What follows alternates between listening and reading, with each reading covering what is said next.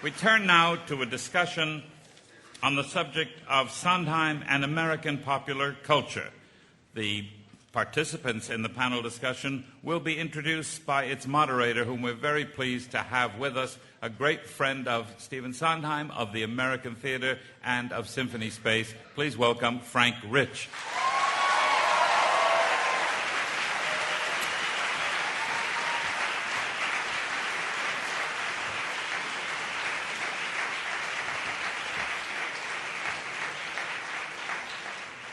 Yes. Good afternoon or evening, wherever we are.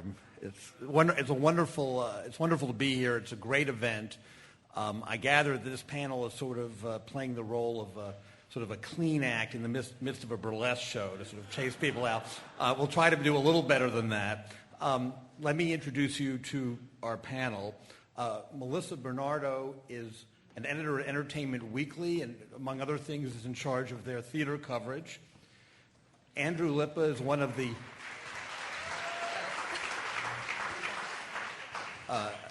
the most talented, as you know, young songwriters in the theater today, keeping Steve's tradition going in the theater. His most recent show is A Little Princess, but I'm sure some of you remember his contributions to the last production of You're a Good Man, Charlie Brown, as well as his version of The Wild Party.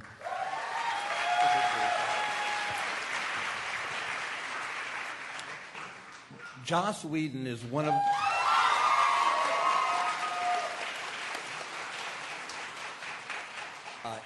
one of the most original and brilliant writers that television has seen in the past decade or so. Best known for Buffy the Vampire Slayer, but has worked on everything from early on Roseanne to Toy Story to, we read in this morning's paper, a forthcoming movie version of Wonder Woman. And finally, Mr. Pop Culture himself.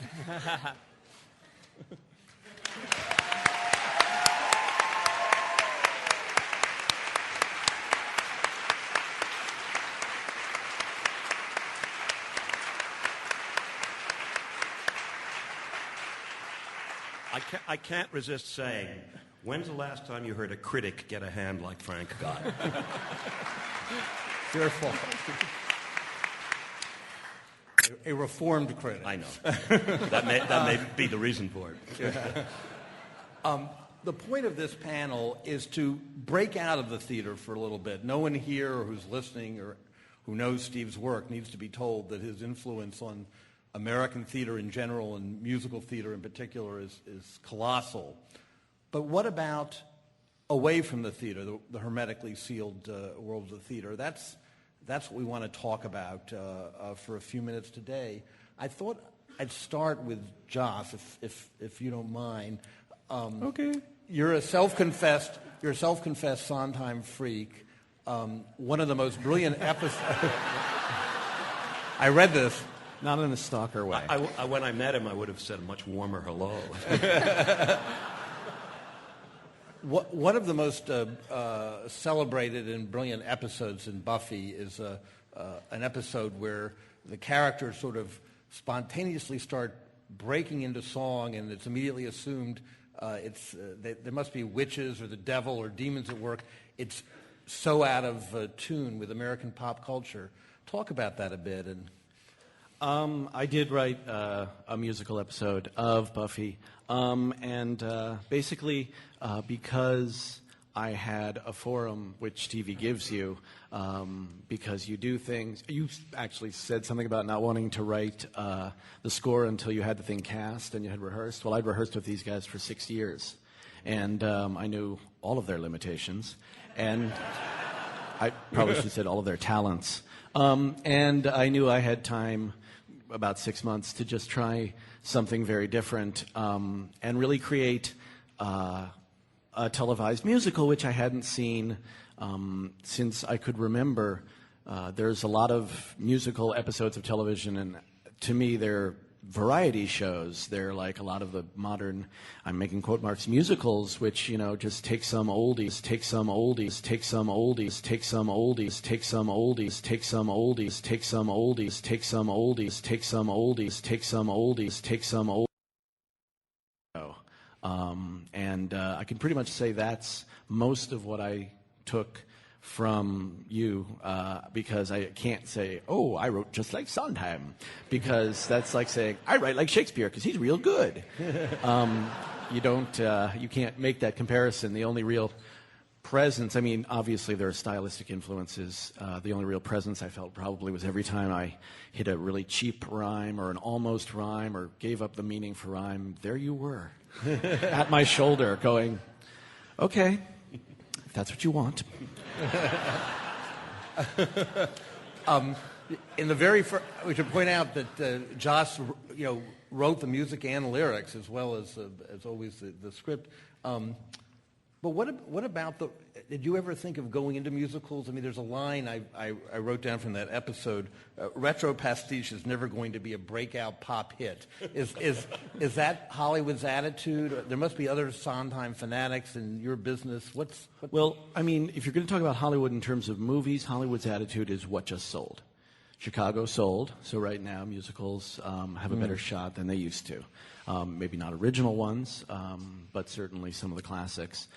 In TV, I think it's different. TV, there's very much an influence. I was raised by, my father wrote off-Broadway musicals, lyrics, and so did my grandfather, and then both of them went into television. And my father lived out here when you could write for television in New York, and he and all of his friends and all of that whole sort of theater, TV community that there used to be came to L.A., and there is this pocket, and it's particularly in television, of people who are absolutely fanatical. We know each other by the secret handshake. And I think the influence is not just the fact that we're all fans and we find each other in strange places, but the fact that TV allows itself to explore and deconstruct and really examine things the way your shows do, the way your lyrics do, and movies don't really have that opportunity. So writers who are really interested in the heart of things, I think the most important thing I ever learned about writing was that everything I wrote had to be about something. Every song of yours that I know by heart, which is almost all of them, but I, again, not a stalker, is about something. It's about the reason why it's being sung.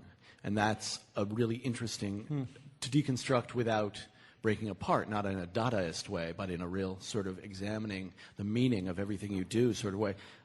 You don't get that opportunity in movies the way you do in TV. So there's a community there that came out from here that really is extremely tight and a little strange.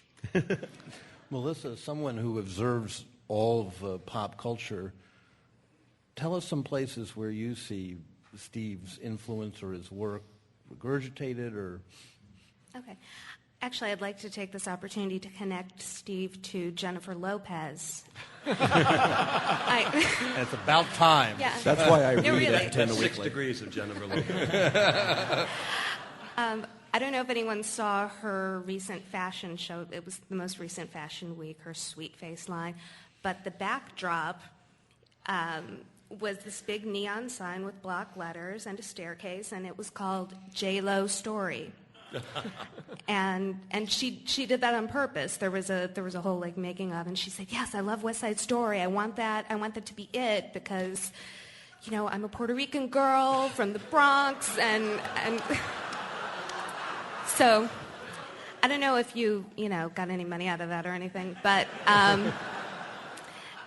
There was actually another Jennifer Lopez connection I discovered recently. A friend of mine told me about the movie Jersey Girl. Mm-hmm. And I don't know how many of you guys saw it. All three of you who saw it. Yeah. Raise your hand. There's a support And the rest group. of you don't see it. Yeah. See it and fast forward to the part the little girl wants to go see Cats, but it's closed. So her dad, Ben Affleck, takes her to see Sweeney Todd. Yeah. Except they're dressed like cats. And, the first, throat he sees slit, he's like... But it makes quite an impression on her, actually. And they wind up having a little salon in their living room and performing a number. And in a pageant in her class, this little first grader chooses to perform a number from Sweeney Todd. Every other first grader and their parents are performing Memory. and the woman comes out and says, and now little, what's her name, I forget, is going to perform what I can only presume is a hymn called God That's Good.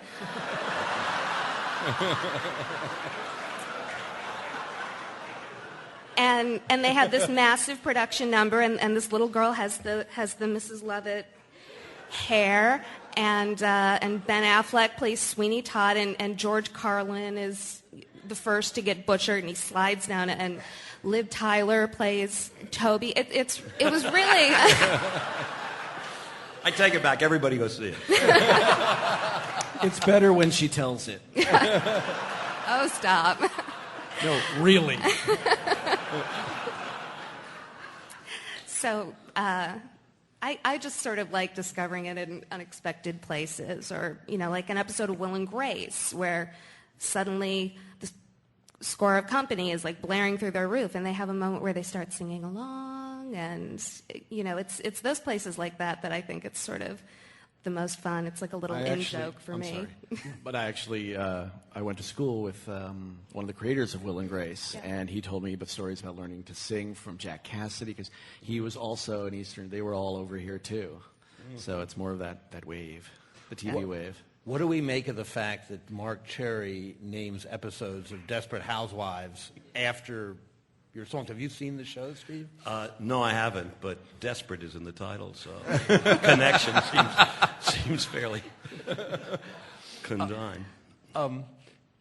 Andrew, what about Steve's role in music beyond beyond the musical theater? I know you might go to the piano and tell us a couple of things, but talk about it a little bit, and maybe a little show and Sure, I want to go back to Jersey Girl, if that's okay. Fine. No, kidding. So sorry. Thanks. Sorry, Steve. Oh, no. No, I think one of the things talking about popular culture is that, in a way, the name Sondheim has become like Kleenex or Band-Aid or Dickensian, and I think that's an unbelievable. The accomplishment of everything that Steve has written is on display here today, but then to sort of go beyond that and to become an adjective, and someone describe your work as Sondheimian or Sondheimish or Sondheim-like, or to see Steve's influence throughout music and throughout popular culture, throughout these things that we've talked about, that's something that you don't ever plan for, I don't think. Did you plan for that? No, I don't think so.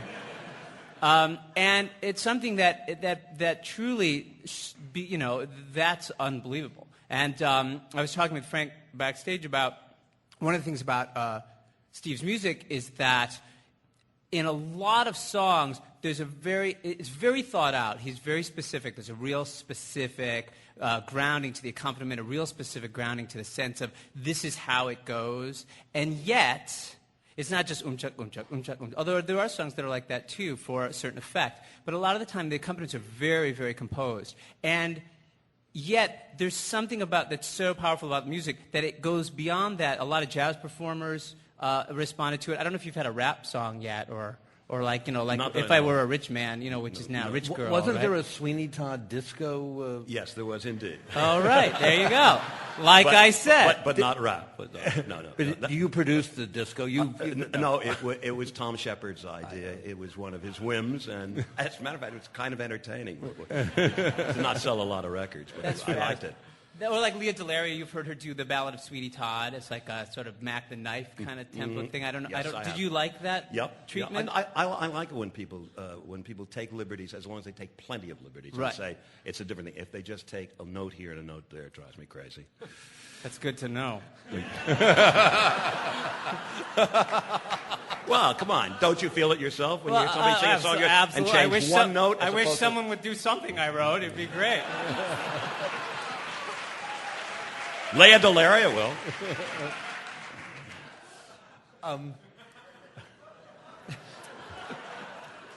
Steve, you could have had this whole career writing Topper, but one thing I think a lot of people don't know about you, and correct me if I'm wrong, but the art form that you're most passionate about is movies. Mm-hmm.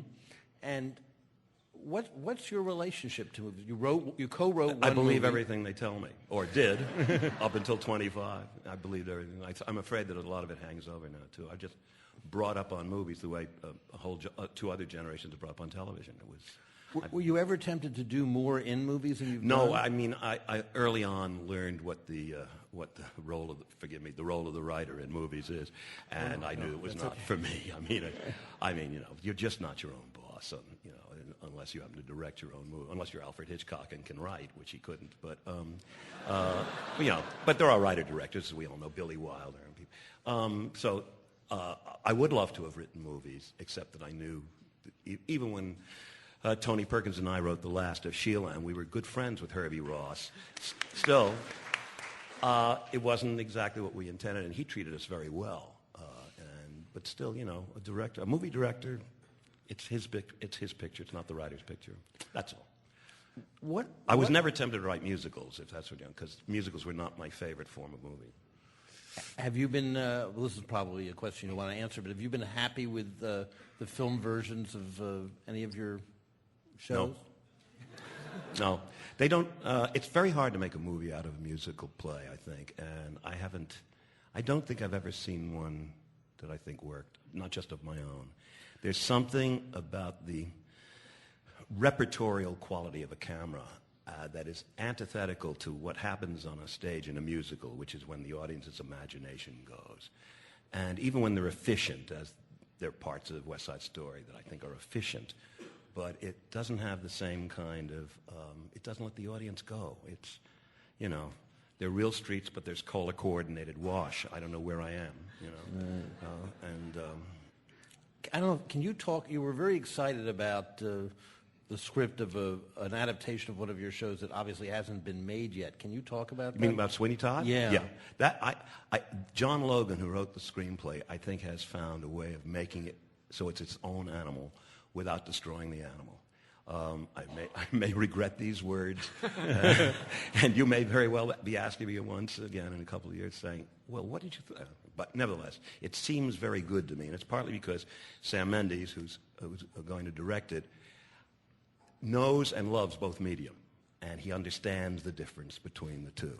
And he understands that you don't just make a movie by changing it so much that it's cinematic, a word I don't much like, and at the same time he knows the difference between the stage and the film. So I have great hopes for it. But Logan understands that too. Logan is like Joss. He's a musical theater fan. For those of you who don't know, he most recently wrote The Aviator, the Scorsese film. When cuts are made and parts of the score are thrown out, does that make you insane? No, because he approached it very carefully, and then I made some suggestions for some restorations and some suggestions for further cuts. Because, you know, I can put my movie hat on. I used to, when I was in my early 20s, I had a 60mm camera, and I made little 5- and 10-minute movies and spent all my time in the editing room because I love the process of putting a movie together, the whole puzzle aspect. I think if I'd ever been in movies, I would have been an editor, is what I would have preferred to be, I think. It's sort of comparable to you once told me when I was interviewing you, you would have been a mathematician if you had not been a songwriter.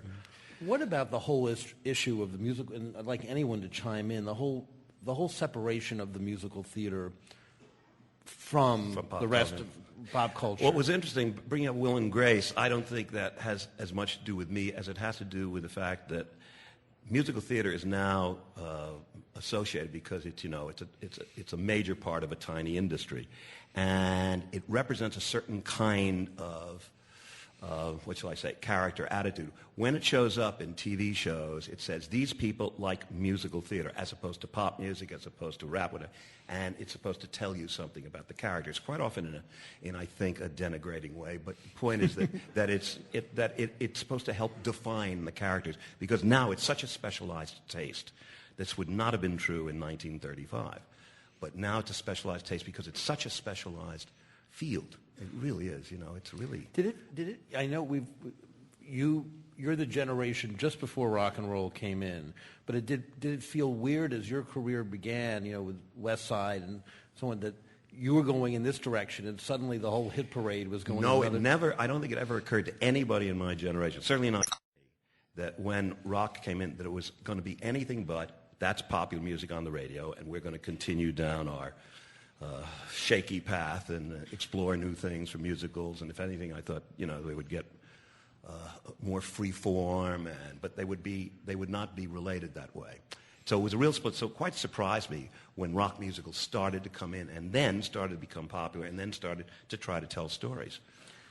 Now, am I correct to say that in Company, you used at least a little certain soft bit of rock? Oh, a little soft rock, but that's but it wasn't a rock attitude. Rock isn't just about the music; it's about attitude. And it's about what's important, which is the performer rather than the music. Often, in certain kinds of lyrics, the lyrics are important to the listener, but most of the time it has to do with dancing. It's visceral, and it has to do with the performers. For me, rock is like opera. People who go to opera do not go really for Puccini or for Donizetti. They go to see who is singing, and it seems to me it's about the singer, not the song. I've always been about the song, not the singer. That's the way I was brought up. And those are generalizations, but I think none of us saw that the split was going to affect the theater. It was just, the rock was going to replace Russ Columbo, and we were going to go on in another. Also, in a lot of ways, I think, to continue on this subject, I think that pure rock and roll like 50s rock and roll, doesn't lend itself to a theatrical storytelling medium. There tends to be a lot of repetition. The chorus is 4 lines long, and it's repeated over and over again, and then it's over. It's 2.5 minutes, and that's it. And I think, there have been some rock musicals that have found a way to sort of take... and again, I'll put rock in quotes because it's not really necessarily only rock and roll. It's rock or pop or R&B or what other sort of composite that someone might come up with, and found a way to sort of meld it with a theatrical way of telling a story and a theatrical way of writing a lyric so that things can be character-driven and can be story-driven and can sort of come out of the situation. I think that's why there are probably more examples. Again, I don't have my statistic book with me, but I think there are more examples of R&B spiced musicals. Musicals that owe themselves more to the black tradition than musicals that owe themselves to the rock and roll tradition. And I think because the history of that music also comes from storytelling and character and experience, as opposed to the history of the rock tradition, which is a lot more about single statement and repetition. And I think that doesn't usually serve you in a theatrical storytelling way. Also, rhythm and blues has a tradition in the Broadway theater. I mean, there is a lot of rhythm and blues in Harold Arlen and certain kind, and so there was that blending. Rhythm and blues isn't as far away from the traditional kind of, a certain kind of musical comedy, I think. Joss, when you did you're being a little bit modest about the musical episode you did, because it really is Sondheim-like or Sondheim-esque, and in terms of the way the lyrics work, the way the sort of attitude and so on. I'm curious, what was the response to it? Did people say, hey, what is that thing you're doing, and would you do more of it? Well, the response was wonderful, but I had, I definitely, it had a poppy feel to it, but as you said, pop is about repetition, and musical theater is about extrapolation. It's about taking it further, and that was the thing that I knew I wasn't going to be on the radio with this thing. I knew that even though I wrote sort of kind of a pastiche that involved a sort of pop number, which was the love song from Tara, I had everything set, and that's why The Other Girl Complains that hers was a pastiche that's never going to be a breakaway pop hit, because it was kind of retro on purpose. I suited each song to everybody, but I had an in, which was basically the idea that the characters themselves woke up one morning, started singing, and went, "What am I doing? I'm singing." And because everybody in the audience always says, nobody will believe that people can really sing and dance suddenly in a movie. But of course they will if they want to. If it's done right, if it's handled correctly, which it hasn't been for many years, of course they'll believe it. But to take the characters and say, well, we don't believe it either, and we hope it doesn't happen again, made it much easier for the audience to step over and accept it as a musical. It's harder, though, to use songs in a storytelling form in movies, because, and I include TV in it, because a single close-up can tell you all you need to know, that you don't have to sing, good, bad, or indifferent. the movie of A Little Night Music, I begged Hal not to have them sing the entire You Must Meet My Wife, because a simple statement from him and one look of dismay on her face tells you all you need to know, and the joke is over. On stage, you can take 3 minutes and sing it out. And in opera, you can take 15 minutes and sing it out. And they do.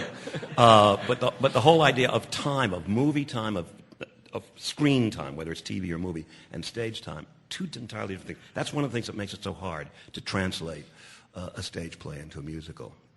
Steve, when you look at pop culture, including particularly pop music, but all of pop culture,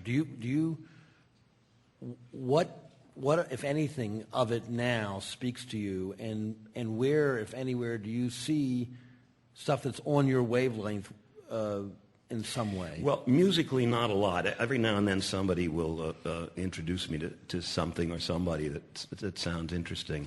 But I don't listen to a lot. I listen to a little in the car radio. And I'm going to make you a mixtape. You will not be the first. But I'm always open. I listen, and I listen.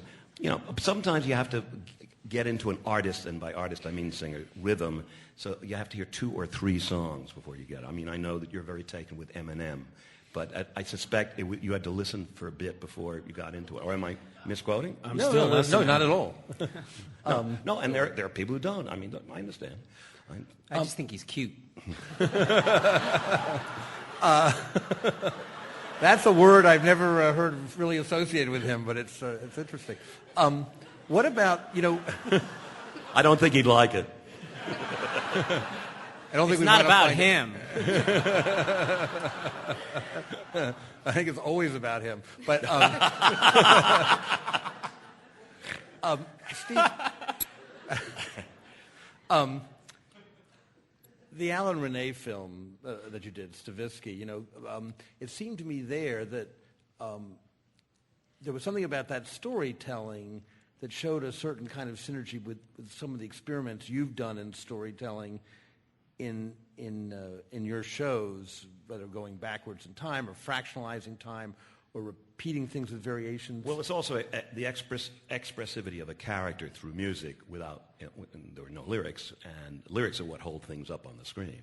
It's explaining something and explaining it with music, so it goes on. But there was one of the reasons Renee liked the score was it expressed something about the character.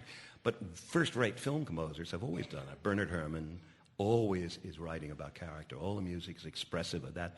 You can take certain themes and harmonies from one Bernard Herrmann movie to another, but you can't take the whole score. He's characterizing the score. You listen to Fahrenheit 451, he characterizes what's going on there. He's remarkable. And so that's what I was doing with Stavisky. I thought, well, I don't know an awful lot about movie scoring, but I know something about expressing character in music, so that's it. Maybe that's what you're referring to. Can I ask how you got involved with Reds? Oh, Warren Beatty came to me with this extraordinary. He said, I've been filming over a period of 10 years witnesses to John Reed and the whole Russian Revolution episode and his part in it, and he'd been, filming Rebecca West and people who were there. Some of them were now dead, and he said, I think I have the backing now to make a movie about it. And so he came to me. He'd asked me to do a movie before that. He'd asked me to do Heaven Can Wait. And I told him the problem is because I'm not an orchestrator, I can't do chase music. What I can do is themes or something. And that's what he wanted for Heaven Can Wait. He wanted a so-called love theme, but I was busy doing something else and I couldn't do it. When he came for Reds, I said, I can't do the battle with the caissons. I can't do the train arriving in Baku. I can do the stuff between the leading characters, if you like. He said, fine. And then I realized what he wanted was a love theme. And that's what he got. Which was beautiful. Which we heard earlier. Since we're on movies, I'd actually just love to know what some of your favorites are, or movies that you can go back and watch again and again. Oh, movies? Favorite movies? Yeah. Oh, my goodness. There's so many. I like a lot of the obvious ones, like Citizen Kane. Most movies I find, much as I like them, don't hold up a second and third time. Usually the first time. But I'm very fond. Oh, so many Powell and Pressburger movies and George Stevens. George Stevens. Talk a second about George Stevens, because I mean, you sort of turned me on to his movies. I never really, maybe because of the last part of his career, I'd never taken him that seriously. Yeah, well, he got long-winded the way everybody got long-winded. After the studio system broke up, there was nobody to say keep it to an hour and a half, and all the movies became taffy pulls. And Stevens, I'm afraid, even something. If he had directed Diary of Anne Frank in 1945, it would have been quite a different thing than when he directed it. It would just, he'd stretch the. But I used to say about Stevens that except for. There's only one category. I think he directed the best of every genre. The best Western, Shane. The best adventure picture, Gunga Din. The best comedy, More the Merrier. The best romance, Place in the Sun. And I'm exaggerating, obviously, but nobody did them better. But he never did film noir, which is, I suppose, my favorite. He never got attracted to that, and I don't know why. But it's just, he could do... I love versatile directors. Michael Curtiz, George Stevens. People who could do any kind of movie beautifully, and William Wyler. I mean, so I'm into the directors even more than the movies. But I got a lot of favorite. I've got a lot of obscure favorite movies. You want? Contract, Christoph Zanussi may be my favorite movie. Mine too.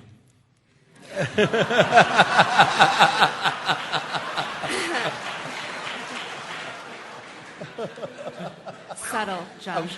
Very subtle. Yeah.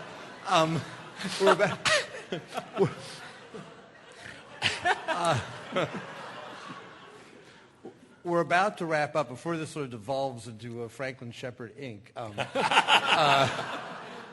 Any last thoughts or questions for Steve? Or I'm curious what the rap song's going to be now. Personally, I think Andrew's going to go home and start working on it.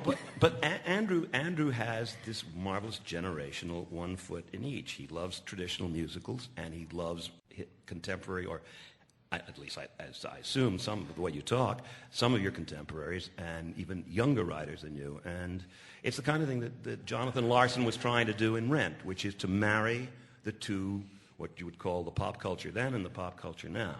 And that's a field that's wide open.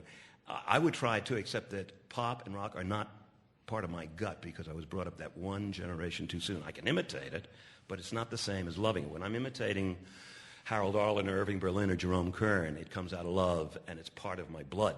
But if I were imitating Eminem, I could imitate it, but it wouldn't be the same thing. It just wouldn't feel.